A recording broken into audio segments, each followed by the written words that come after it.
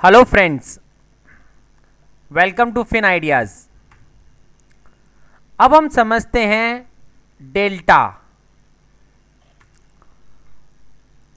यदि मार्केट में बाकी सारे फैक्टर्स कांस्टेंट हों और स्पॉट प्राइस ₹1 चेंज हो तो ऑप्शन का प्रीमियम कितना चेंज होगा ये बताता है डेल्टा।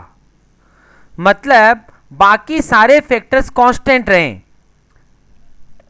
तो ऑप्शन का प्रीमियम चेंज करने वाले जो फैक्टर्स थे वो थे spot, strike, time, volatility and rate of interest. तो यदि मार्केट में बाकी सारे फैक्टर्स कांस्टेंट रहें और स्पॉट ₹1 बढ़ जाए तो कॉल का प्रीमियम बढ़ेगा कितना? जितना उसका डेल्टा है। और पुट का प्रीमियम घटेगा कितना? जितना उसका डेल्टा है। तो डेल्टा का मतलब है, डेल्टा आपको बताता है स्पॉट के चेंज होने से ऑप्शन के प्रीमियम में कितना चेंज आएगा।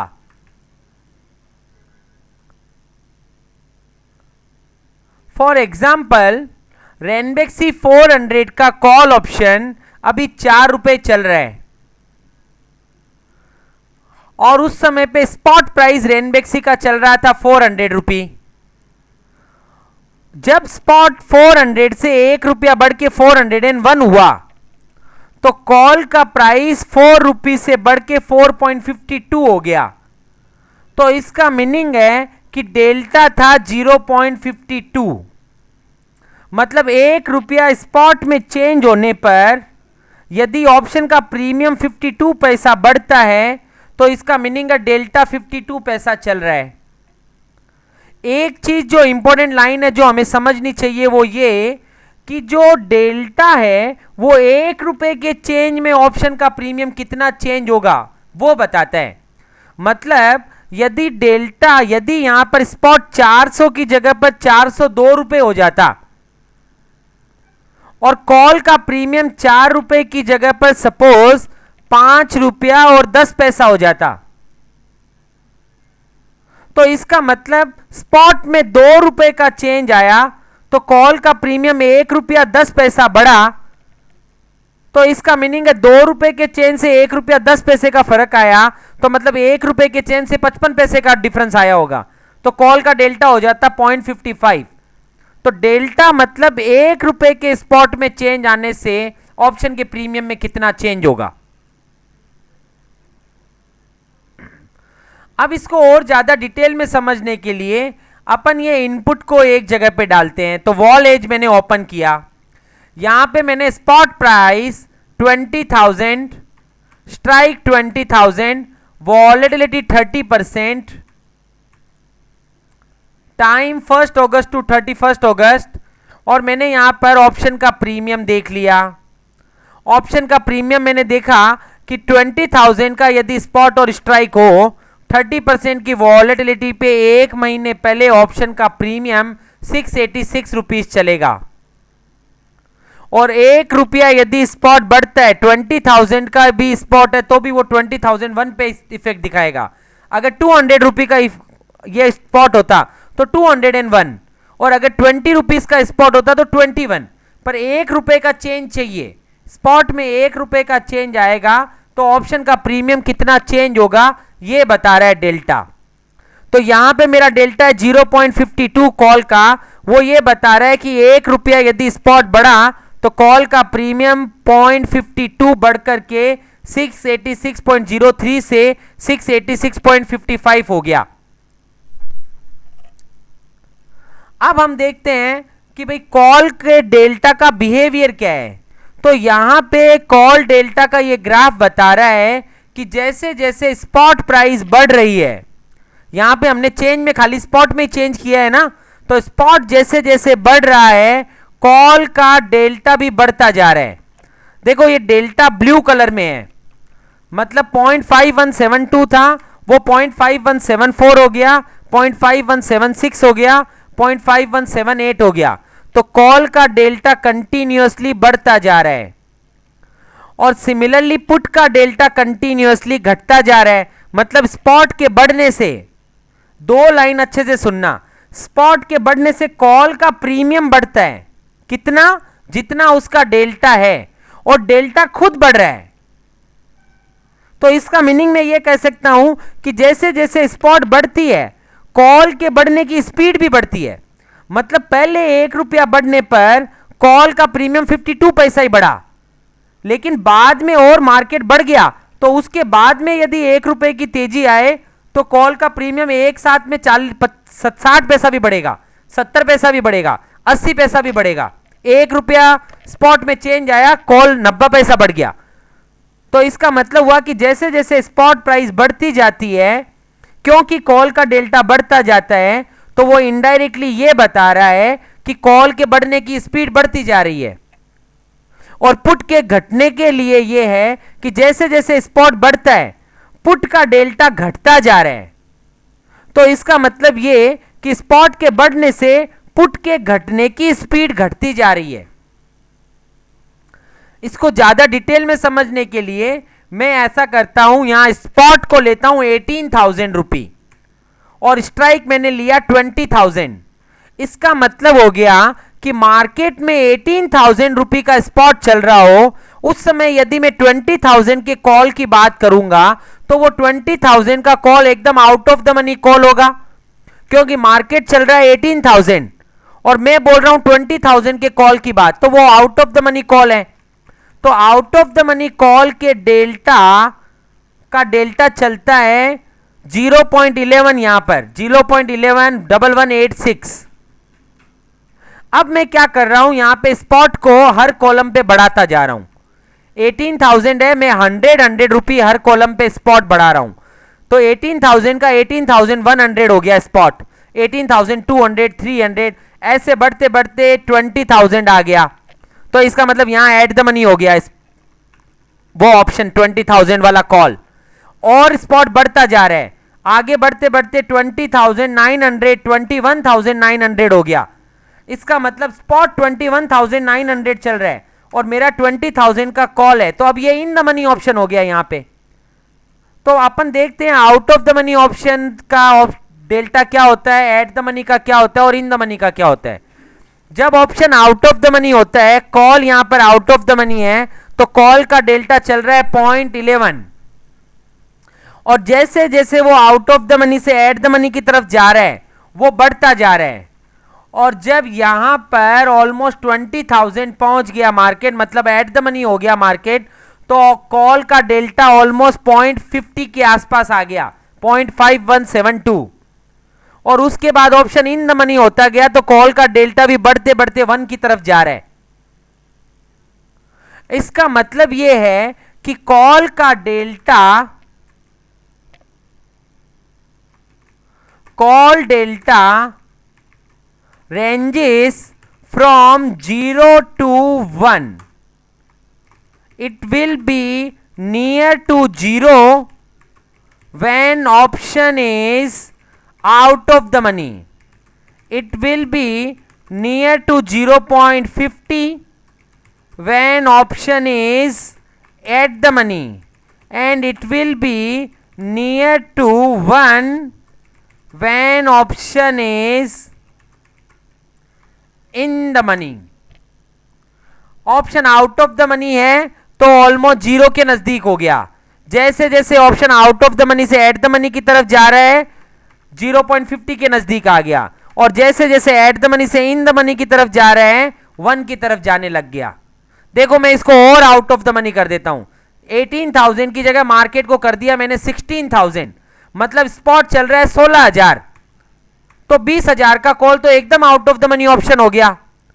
तो उस समय पे 16,000 के भाव पे 20,000 के कॉल का डेल्टा ऑलमोस्ट 0.0054, और फिर मैं 200 पॉइंट बढ़ाता गया, तो जब मार्केट 20,000 आया तो वो 0.00 वाला जो डेल्टा था वो 0.51 हो गया।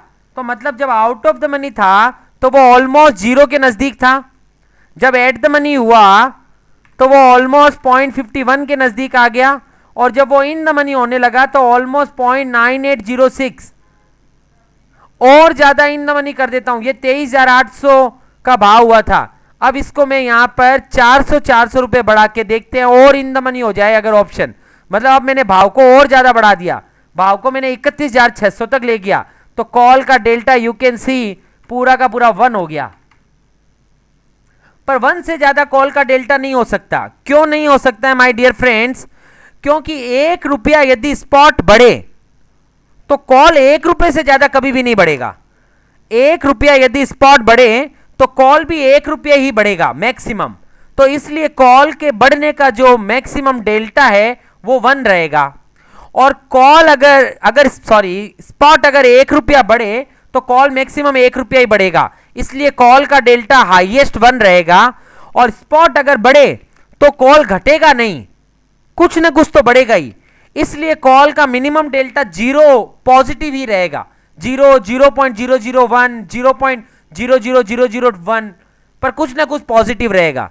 वो out of the money option होता है तो ऑलमोस्ट 0 के नजदीक, एट द मनी होता है तो 0.5 के नजदीक, इन द मनी होता है तो 1 के नजदीक।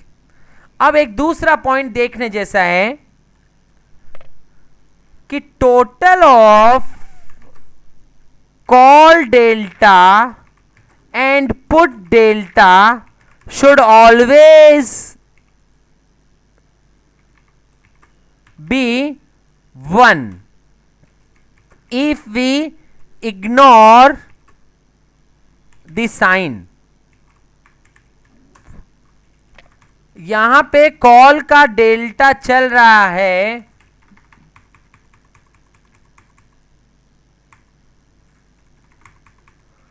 0.1186, तो जब कॉल का डेल्टा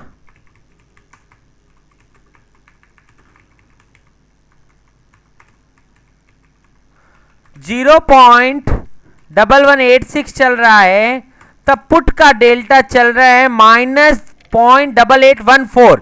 और मैंने यहां लिखा है if we ignore the sign, तो मैं माइनस की जगह पे इसको भी लिख रहा हूं 0.8814, और इन दोनों का जो टोटल है that total is always equal to 1। अब जैसे जैसे मार्केट बढ़ रहा है कॉल का डेल्टा बढ़ रहा है, कॉल का डेल्टा बढ़ते बढ़ते सपोज यहां पे आ गया और यहां पर है 0.4706, तो जब कॉल का डेल्टा 0.4706 हुआ तब पुट का डेल्टा हो गया 0.5294, 0.5294, again the total is 1 only. और कॉल का डेल्टा बढ़ते बढ़ते सपोज यहां पर आ गया 0.7292, सो 0.7292, तो पुट का डेल्टा हो गया 0.2708, अगेन टोटल 1। तो इसका मतलब जब कॉल का डेल्टा बढ़ता है तब पुट का डेल्टा घटता है, क्योंकि दोनों की टोटल तो 1 रखनी है, यस और नो। तो कॉल का डेल्टा जैसे जैसे बढ़ता है पुट का डेल्टा घटता जाता है। अच्छा, मैं ये भी तो लाइन कह सकता हूं व्हेन स्पॉट राइजेस, जैसे जैसे स्पॉट बढ़ती है OTM call becomes ATM, ATM call becomes ITM. मतलब जैसे जैसे स्पॉट बढ़ेगा तो ओटीएम कॉल ऑप्शन धीरे धीरे एटीएम हो जाएगा और एटीएम कॉल ऑप्शन धीरे धीरे इन द मनी हो जाएगा। और सिमिलरली जैसे जैसे स्पॉट बढ़ता है इन the money put becomes eight the money and eight the money put becomes out of the money.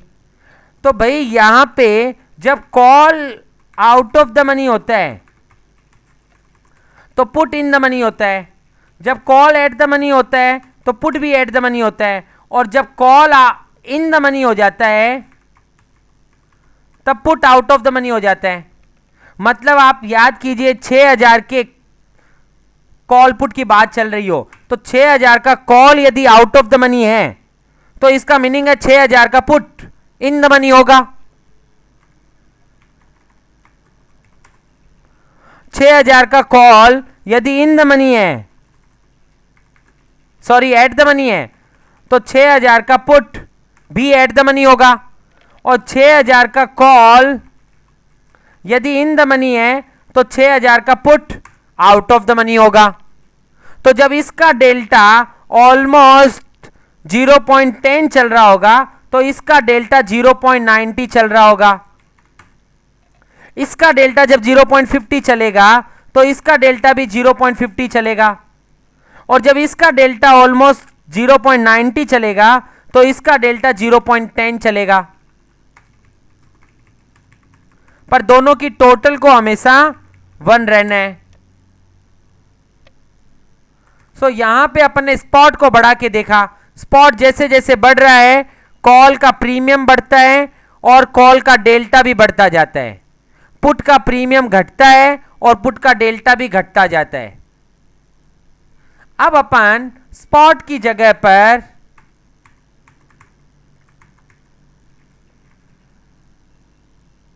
Spot को हमने यहां पर बढ़ाया और बढ़ा करके देखा कॉल का डेल्टा 0.06, 0.11, 0.19 बढ़ते बढ़ते 0.92 और आगे चलता जाता तो बढ़ते बढ़ते मैक्सिमम 1 तक चला जाता और नीचे में 0 तक। तो जब कॉल का डेल्टा 0 होगा तो पुट का डेल्टा एग्जैक्टली -1 होगा, क्योंकि पुट का डेल्टा रहता हमेशा माइनस में है। तो कॉल का डेल्टा 0 तो पुट का डेल्टा -1, कॉल का डेल्टा 0.06 तो पुट का डेल्टा -0.94, टोटल दोनों की 1। और जब कॉल का डेल्टा 0.92 तो पुट का डेल्टा -0.08, अगेन टोटल 1।